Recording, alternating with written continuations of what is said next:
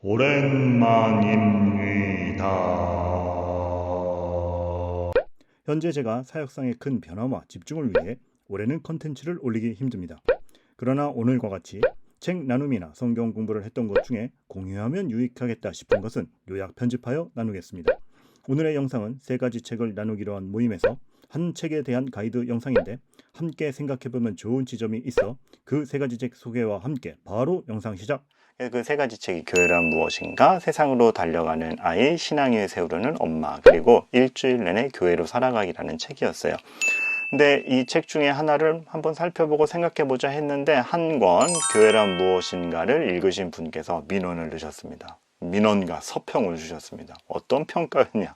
목사님 어려워요. 네네, 어렵습니다. 그래서 이 책을 좀 더 쉽게 이해하실 수 있도록 가이드 영상을 만들어 봅니다. 기록의 해결한 난 책 안 읽을 거야 하시는 분들에게도 이 영상만 보고도 책의 내용을 아실 수 있도록 그 정도로 짧지만 알차게 영상을 만들어 드리니까 편하게 보시고, 공부한다, 책을 읽자, 책 속에다 이런 차원이 아니라 들으시고 아 그런 내용이야, 그럼 우리는 이제 우리의 교회에 대해서, 나는 나의 신앙에 대해서 어떻게 생각해야 될까, 그냥 생각의 차원을 넓힌다는 그러한 부분에서만 유용함을 누리시면 되겠습니다. 그래서 부담 없이 영상을 보시면 되겠어요. 배경과 큰 주제. 책의 이해를 위해서 먼저 배경 설명을 드립니다. 교회란 무엇인가, 이 책의 작가는 레슬리 뉴비긴이라는 영국 분이세요. 영국 분이신데 상당히 오랜 기간을 인도 선교사로 나갔다 오시죠. 아주 열심히 하셨어요. 그리고 다시 영국으로 복귀하시는데, 자, 이분의 진짜 사역은 여기서부터 시작입니다. 영국으로 왔는데 오히려 놀라게 되는 거예요. 모국으로 돌아와서 쉬려고 그랬는데 오히려 더 충격을 받은 거예요. 왜? 오히려 더 텅 빈 예배당, 전도가 안 되는 영국, 선교지보다 더 영적으로 어려워진 영국의 상황을 보면서 깜짝 놀라고 충격을 받는 겁니다. 왜 이렇게 됐지? 도대체 문제가 무엇이지? 여기서부터 레슬리 뉴비긴 선교사님의 고민이 시작이 됩니다. 그러면서 이분이 이런 걸 생각하게 되는 거죠. 교회가 흥왕했던 시절과 지금은 확연히 다르구나. 어떤 차원에서 예전에는 교회가 흥왕했을 때는 하나님이 있다라는 게 상식이고 당연한 것이었어요. 그렇기 때문에 싸워도 하나님을 어떻게 믿느냐로 싸웠지, 하나님이 있느냐 없느냐로 싸우지는 않았던 것이죠. 대다수의 사람들이 하나님을 안 믿는 것이 이상한 것이었고, 하나님을 믿는 사람들이 훨씬 다수에 있었기 때문에 믿는다라는 사실 자체에 대해서 고민하는 사람들이 없었던 것입니다. 있었겠지만 티나지 않았던 것이죠. 그렇기 때문에 교회에 가는 것을 설득하거나 설명할 필요가 없는 시대가 교회가 흥황했던 시절의 영국이었습니다. 그런데 이제 상황이 바뀐 것이죠. 많은 사람들이 뒤섞이는 겁니다. 시대가 변하면서 하나님이 있다라는 것이 당연하지 않은 것으로 여기는 사람들이 늘어난 것입니다. 하나님이 없다라고 생각하는 사람들과 섞이게 되고, 증명해봐라, 증명하지 않으면 믿지 않겠다, 다른 종교도 있지 않느냐, 왜 니네만 맞다고 하느냐, 과학적으로 생각해, 합리적으로 생각해, 믿음이 합리적이기는 하냐, 다양한 문화가 섞이고 다양한 생각이 섞이면서 예전에 당연했던 게 당연하지 않게 되었고, 교회는 지루하고 마치 발전하는 세상에 못 쫓아가는 그러한 하나의 집단처럼 되어버린 것입니다. 이러한 가운데 교회는 점점 힘들어지는 거예요. 왜냐하면 예전에 다 같이 신앙적 공감대가 있고 모두가 하나님이 있다는 걸 믿는 가운데는 하나님이 여러분을 사랑하십니다, 이 선포 하나만 있어도 다 같이 감동하는 거죠. 근데 이제는 그렇지 않은 것입니다. 하나님이 여러분을 사랑하십니다, 하나님이 존재하는 것부터 증명해봐라, 하나님이 있다라는 것부터 설명을 시작해야 되고, 하나님을 믿는 것은 당연한 것이 아니라 다수 누군가의 선택일 뿐이며, 교회에 가는 것에 대해서 납득하고 설득해야 되는 시대가 열려버린 것이죠. 그래서 전혀 설득되지 않았는데, 나는 하나님이 있다는 걸 믿지도 않은데 내가 누려온 문화와 경험은 다른데, 그런 가운데 하나님은 여러분을 사랑하십니다, 아무런 감동도 되지 않는 것이죠. 아무런 설득도 되지 않는 것이죠. 다른 설명, 더 근원적인 설명, 전혀 정서적으로 신앙적으로 공감하지 못하는 사람에 대해서 하나님을 설명해야 되는 그러한 숙제가 생겨버렸던 것이지요. 문화가 섞인다, 정서가 달라진다, 이거 생각보다 굉장히 큰 문제예요. 왜냐하면 이러한 실험이 있었죠. 정서와 문화가 다르다는 것이 사람이 세상을 바라보는 관점, 생각을 얼마나 다르게 하느냐, 한 장면을 보고 모두들 어떻게 느끼는가 간단한 실험을 한 적이 있어요. 집 앞에서 자기가 사랑하는 사람을 하루 종일 기다리는 사람의 모습을 딱 보여주고 그것에 대한 느낌을 말해보라 그랬어요. 한 부류는 이렇게 얘기합니다. 아, 순정이 있네. 그런 생각할 수 있죠. 그런데 또 다른 부류는 금방 이렇게 얘기하는 겁니다. 스토커다.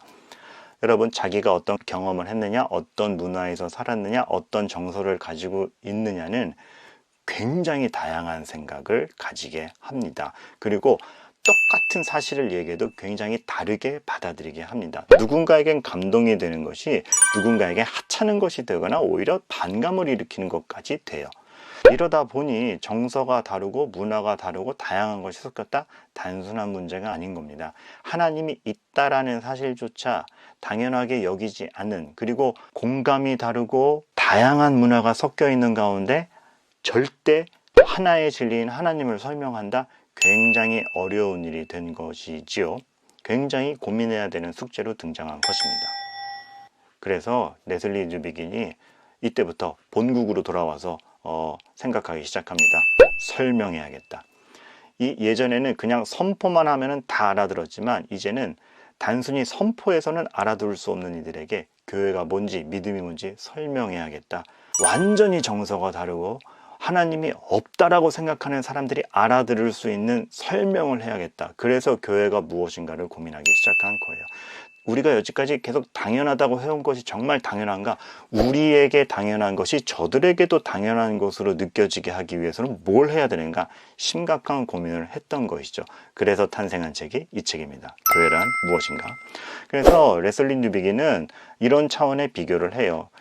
개신교가 있고 천주교가 있고 그리고 오순절파 교회들, 이런 다양한 모습의 교회들이 있는데 각기 교회가 가진 특징과 약점, 그리고 어떤 것을 보완해야 되는지를 고민하기 시작한 거죠. 개신교, 우리 믿음을 중요시하죠. 말씀을 중요시하죠. 그래서 교리가 무엇이고 그 교리에서 벗어나지 않는 게 중요하죠. 장차 볼 천국 중요하죠. 그런데 그게 전부냐? 그게 중요하고 중심인 건 맞는데 다른 걸 놓치지 않았냐?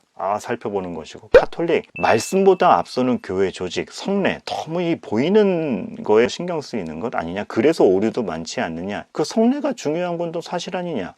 왜 이들은 무엇을 강조하고 있고 이들에게서 발견되는 본질은 무엇인가? 오순절파, 성령의 감동이 최고야. 너무 과하지 않아? 자기 체험과 열렬한 경험만을 너무 우선시해서 오류가 있는 거 아니야? 그렇지만 그들이 가지고 있는 교회의 본질은 무엇인가?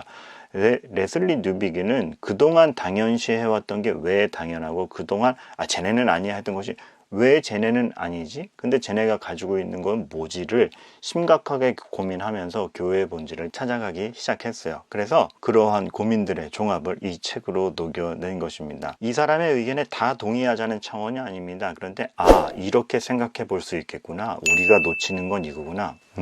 그런 걸 살펴볼 수 있는 책인 것이죠. 표현이 어려워요.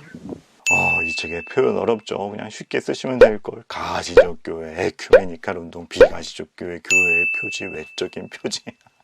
어려운 말들 많이 나옵니다. 종말론적 교회론. 이것에 대해서는 제가 따로 한 번 더 영상을 제작해서 드릴게요. 표현이 어렵지만 그 표현의 한계를 넘어가면서 이 책의 내용을 추측 알 수 있는 그 별도의 영상은 따로 제작해서 여러분들에게 도와드리도록 할 텐데요. 오늘 말씀드린 큰 맥락만 알고 읽어도 다시 잘 읽힐 수 있을 것입니다. 말씀 한 구절. 말씀 한 구절 기억하게 돼요. 사도행전 9장 4절인데요. 바울이 사울이라 아직 불릴 때죠. 나중에 선교적 차원에서 바울이라 불리게 되는데 사울이 예수님을 만나요. 땅에 엎드려져 들으며 소리가 있으리시되 주님이, 예수님이 말씀하십니다. 사울아 사울아 내가 어찌하여 나를 박해하느냐. 뭉클해요. 왜 뭉클하냐면 예수님이 교회를 핍박하는 사울을 향해서 너 왜 교회를 핍박하고 그래? 라고 말씀하지 않으세요. 뭐라 그럽니까? 나를 핍박하느냐. 예수님은 사울을 너 맞아, 너 혼난다 이 차원이 아니라 그 진심을 알아듣게 회심시키시는 거 하나, 그리고 또 하나, 나를 핍박하느냐. 정말 교회를 자기 몸으로 생각하시는 것이죠. 예수님이 우리를 여기시는 방식, 여러분들을 여기시는 방식, 앞으로 세워질 교회들을 향해서 여기시는 마음, 나를 핍박하느냐. 교회에 대해서 별개의 부속물로 취급하지 않으시고 자기 자신으로 여기십니다.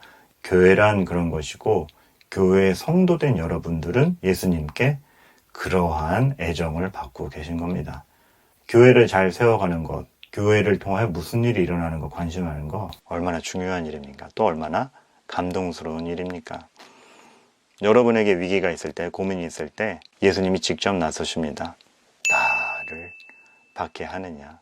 그만큼이나 예수님이 여러분 편이시며 정말 여러분은 믿음을 통해서 아실 수 있는 것이 예수님 자체인 줄을 아시는 가운데 오늘도 힘을 내시기를 바라겠고, 여러분의 신앙생활, 여러분이 믿음으로 하루를 버텨가는 것, 예수님이 날마다 공감하시는 일입니다.